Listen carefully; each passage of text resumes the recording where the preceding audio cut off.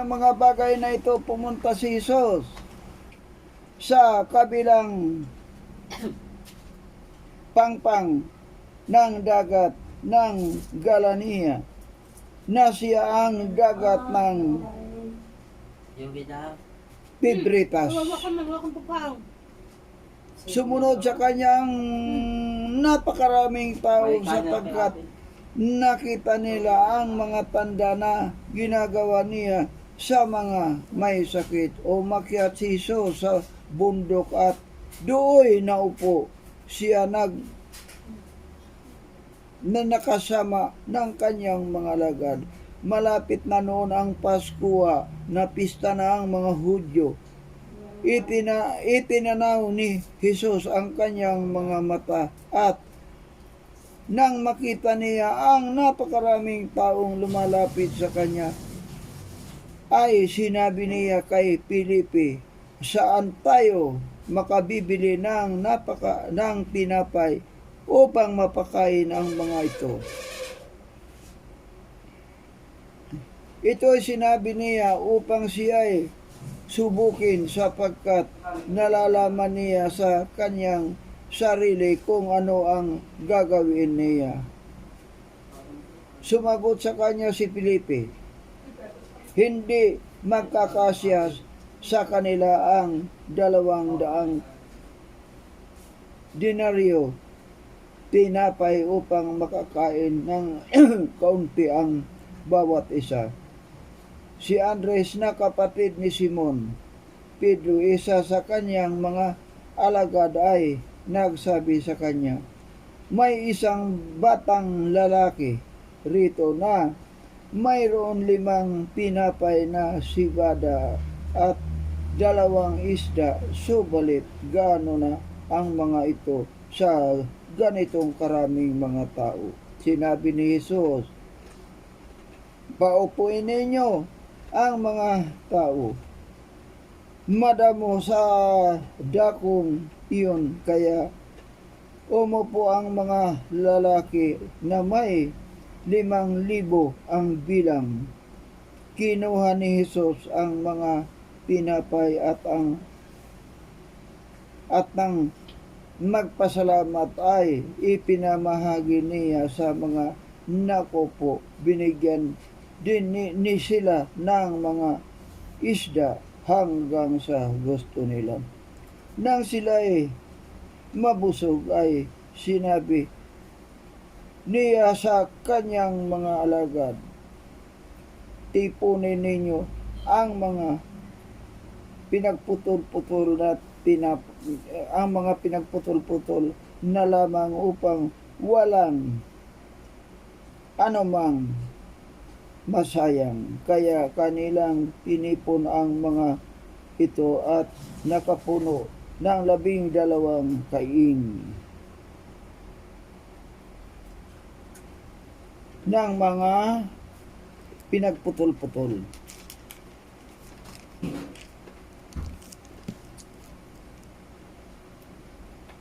Na 5 tinapay na sibada na lumabas na mga kumain.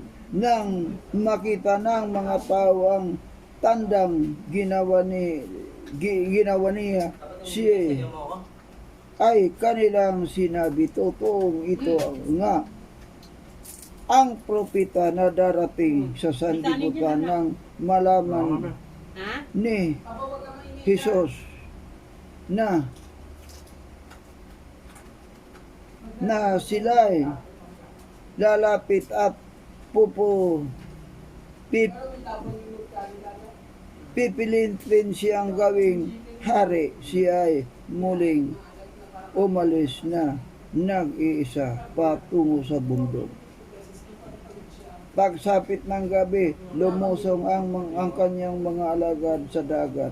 Sumakay sila sa isang bangka at pinasimulan nilang tawirin ang dagat hanggang sa Capernaum. Madilim na noon at hindi dumarating sa kanila si Jesus. Lumaki ang mga alon sa dagat dahil sa malakas na hangin humip-hip nang sila'y magsagwa na ng may 5 hanggang 6 na kilometro ay kanilang nakita si Jesus lumalakad sa ibabaw ng dagat at papalapit sa bangka. Sila'y natakot, subalit sinabi niya sa kanila, "Ako ito, huwag kayong matakot." Kaya nilugod siyang tinanggap nila sa bangka at kaagad na dumating ang bangka sa lupang kanilang patutunguhan. Kinabukasan ay nakita ng mga taong nakatayo sa kabilang pangpang ng dagat na dooy walang ibang bangka maliban sa isa. Nakita rin nila na hindi sumakay sa bangka si Jesus na kasama ng kanyang mga alagad, kundi ang kanyang mga alagad lamang ang umalis. Gayon may mga bangkang dumating mula sa Tiberias malapit sa puok na kanilang kinainan ng tinapay.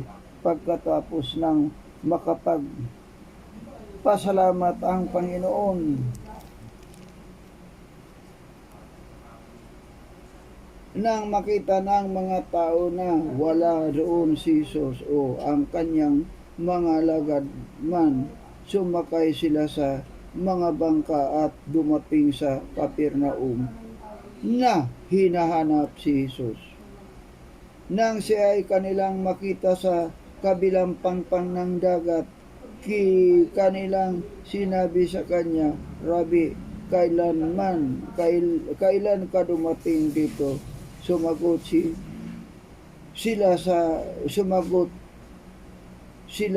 ni Jesus, "Katotohanan sinasabi ko sa inyo, ako'y inyong hinahanap, hindi dahil sa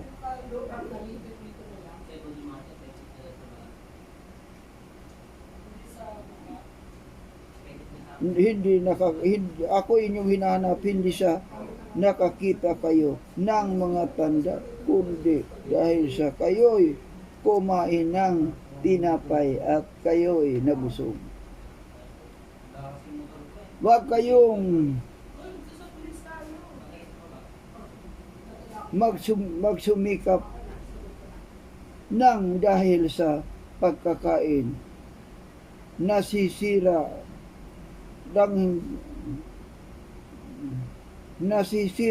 kundi hindi sa pamamagitan ng tumatagal para sa buhay na walang hanggang na ibinigay sa inyo ng Anak ng Tao, sapagkat sa Kanya'y inilagay ng Diyos Ama ang Kanyang tatak. Sinabi nila sa Kanya, "Ano ang kailangan naming gawin upang aming maisagawa ang mga gawa ng Diyos?" Sumagot si Jesus sa kanila, "Ito ang gawa ng Diyos, na inyong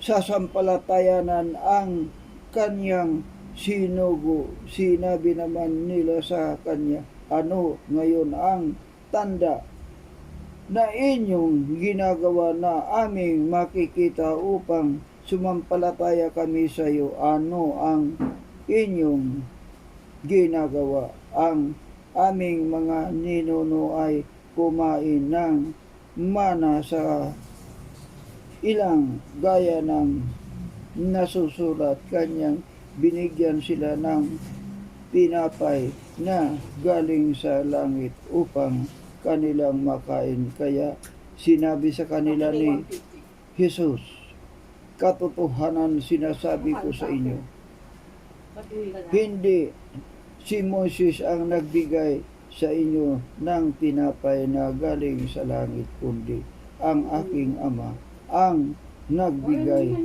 sa inyo ng pinapay na galing sa langit.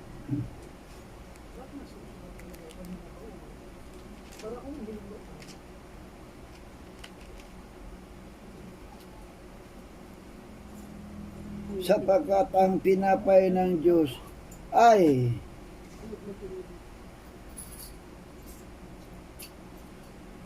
ang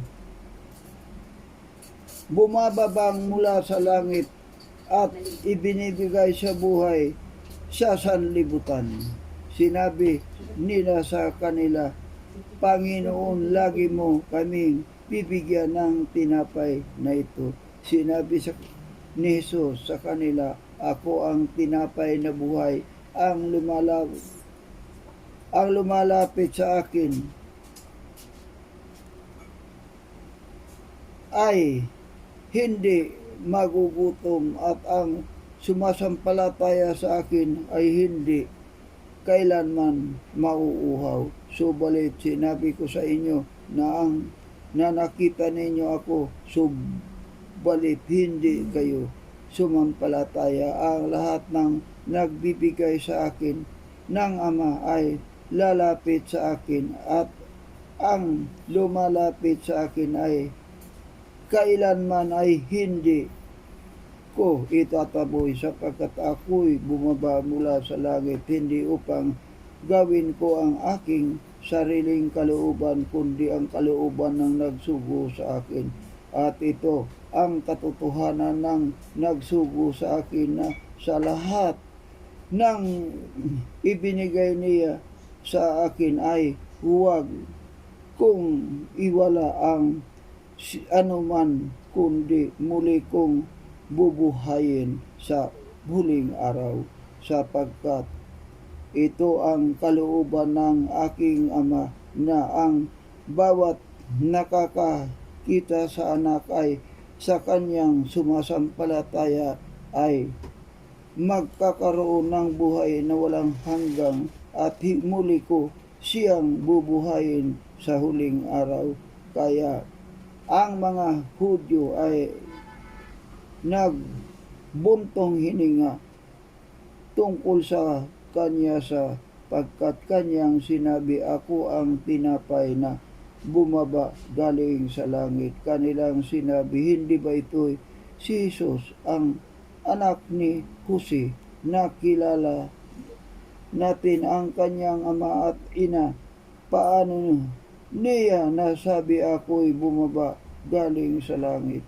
Sumagot si Jesus sa kanila, huwag kayong magbulong-bulungan, walang taong nakalapit sa akin maliban ilapit siya ng Ama na nagsugo sa akin, at siya'y muli kong bubuhayin sa huling araw.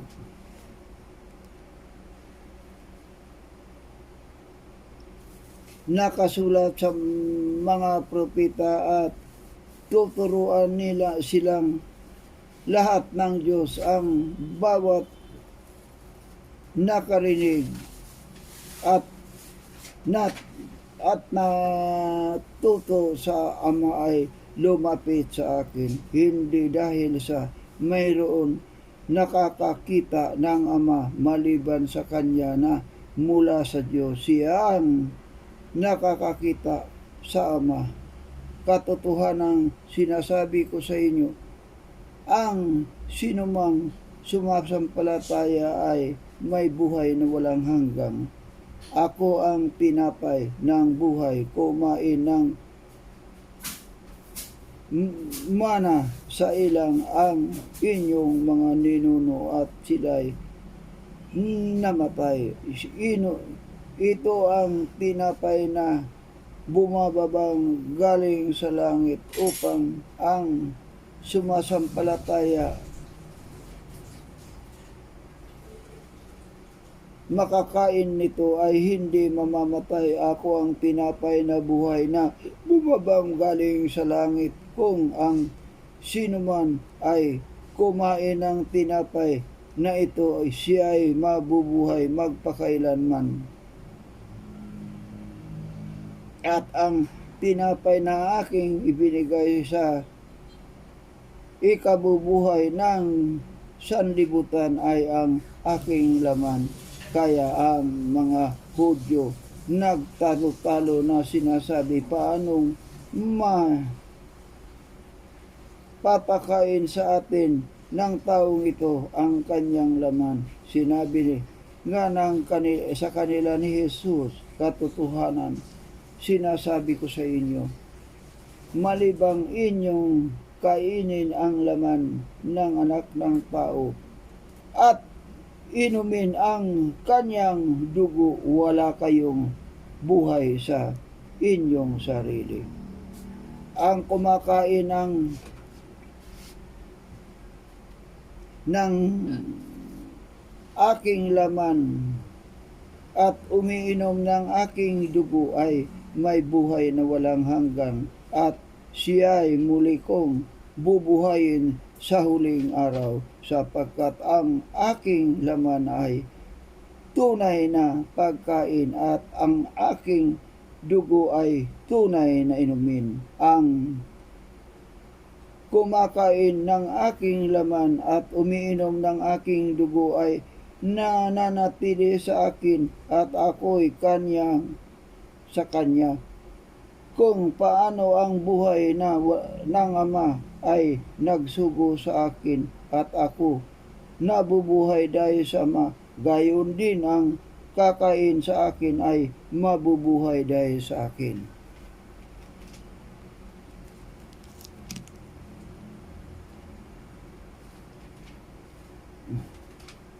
Ito ang tinapay na bumababang mula sa langit, hindi gaya ng tinapay na kinain ng inyong mga ninuno na sila'y namatay. Ang kumakain ng tinapay na ito ay mabubuhay magpakailanman. Sinabi niya ang mga bagay na ito sa sinagoga samantalang siya ay nagtuturo sa Kapernaum. Nang marinig ng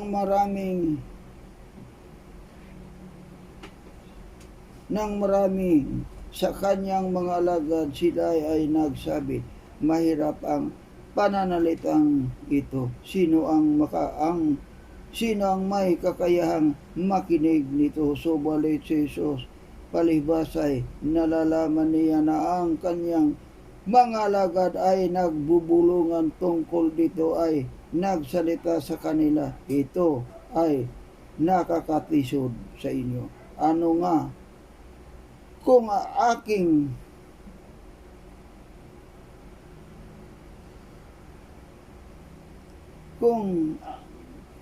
makita ninyo na umakyat ang anak ng tao sa kinanurunan niya noong una, ang espiritu ng nagbigay ang laman ay walang anumang pakinabang ang mga salitang sinabi ko sa inyo ay espiritu at buhay. Subalit may ilan sa inyo na hindi sumasampalataya, sapagkat nalalaman na ni Jesus buhat pa noong una kung sino-sino ang hindi sumasampalataya at kung sino ang magkakanulo sa kanya. Sinabi ni Jesus, dahil dito'y sinasabi ko sa inyo, walang taong makakalapit sa akin maliban ipagkaloob sa kanya ng Ama. Dito marami sa kanyang mga lagad ay tumalikod at hindi na sumama sa kanya. Kaya sinabi ni Jesus sa 12, ibig ba ninyo umalis? Sumagot sa kanya si Simon Pedro, Panginoon, kanino kami pupunta? Ikaw ang may mga salita ng buhay na walang hanggan. Kami sumasampalataya at nalalaman namin na ikaw ay banal ng Diyos. Sumagot sa kanya si Jesus, hindi ba pinili ko kayo, ang 12, at ang isa sa inyo ay dyablo? Siya nga ay nagsalita tungkol kay Judas na anak ni Simon Iscariote, sapagkat siya na iisa sa 12 ang magkakanulo sa kanya. Mari, pakitawag mo nga si Abid, pakiano ito. Pagkatapos ng mga bagay na ito ay pumunta si Jesus sa Galania, ayaw niyang dumaan sa Judea sapagkat pinagsisikapan ng mga Hudyo na siya ay patayin. Malapit na noon ang pista ng mga Hudyo, ang pista ng mga tabernakulo. Sinabi sa kanya ng kanyang mga kapatid, umalis ka rito at pumunta ka sa Judea upang makita ng inyong mga alagad ang inyong mga ginagawa, sapagkat walang taong nagnanais makilala ang gumagawa ng anuman bagay sa lihim kung ginagawa mo ang mga bagay na ito ay ipakilala mo ang inyong sarili sa sanlibutan, sapagkat maging ang kanyang mga kapatid man ay hindi sumampalataya sa kanya. Sinabi sa kanila ni Jesus, hindi dumating pa ang aking oras, subalit ang inyong oras ay laging naririyan.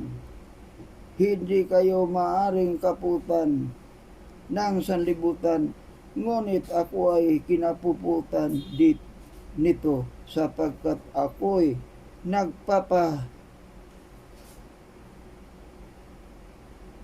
totoo laban dito na masasama ang kanyang mga gawa. Kayo na ang pumunta sa pista, ako'y hindi pupunta sa pistang ito sapagkat hindi pa dumarating ang aking oras at nang masabi ang mga bagay na ito ay nanatili siya sa Galania.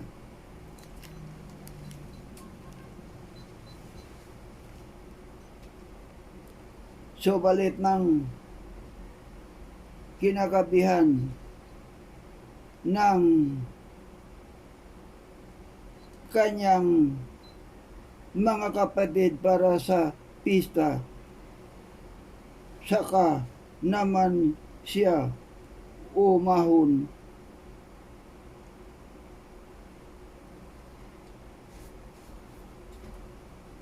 hindi hayagang kundi palihim. Hinahanap nga siya ng mga Hudyo sa pista at kanilang sinasabi saan siya naroroon. Nagkaroon ng maraming bulong-bulungan tungkol sa kanya. Ang mga tao, sinabi ng ilan, siya mabuting tao. Sinabi naman ng iba, hindi, na inililigaw niya ang mga tao. Subalit walang taong nagsalita ng hayagan tungkol sa kanya dahil natatakot sa mga Hudyo. Nang ang kapistahan ay nasa kalagitnaan na, pumunta si Jesus sa templo at nagturo. Namangha ang mga Hudyo na nagsasabi, paanong nagkaroon ang taong ito ng kapangyarihan o ng karunungan, gayong hindi naman nag-aral kailanman. Sinagot sila ni Jesus, ang turo ko ay hindi akin, kundi sa kanya sa nagsugo sa akin. Kung ang sinuman ay nagnanais gumawa ng kalooban ng Diyos, ay makikilala niya kung ano ang turo mula sa Diyos o ako nagsasalita ng mula sa sarili. Ang nagsasalita ng mula sa sarili